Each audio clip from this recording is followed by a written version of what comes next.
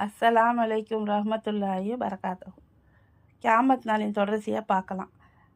பெண்களின் ஆடைகளில் இன்று பெரிய அளவில் மாற்றம் ஏற்பட்டுள்ளது. ஆண்களை விட கவர்ச்சி அதிகமுள்ள பெண்கள் ஆண்கள் அணிவதை விட குறைந்த அளவு மறைக்கும் ஆடைகளை விரும்பி அணிகின்றனர். அவர்கள் பெயரளவுக்கு தான் ஆடை அணிந்துள்ளனர், உண்மையில் நிர்வாணமாக தான் உள்ளனர். முட்டுக்கால்களுக்கு கீழே உள்ள பகுதியை வெளிப்படுத்தும் ஆடையை ஆண்கள் கூட அணிவதில்லை.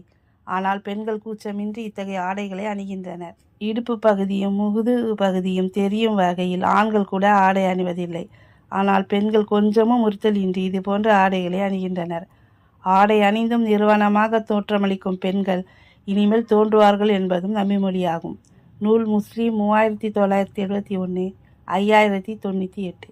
உயிரற்ற பொருட்கள் பேசுவது.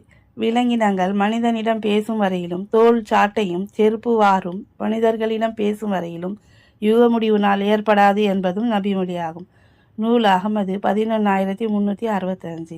பறவைகள் மற்றும் விலங்கினங்களை ஆய்வு செய்து அவை தமக்கிடையே பேசிக்கொள்வதை மனிதனும் விளங்கி கொள்ளக்கூடிய நிலைமை இன்று ஏற்பட்டுள்ளது.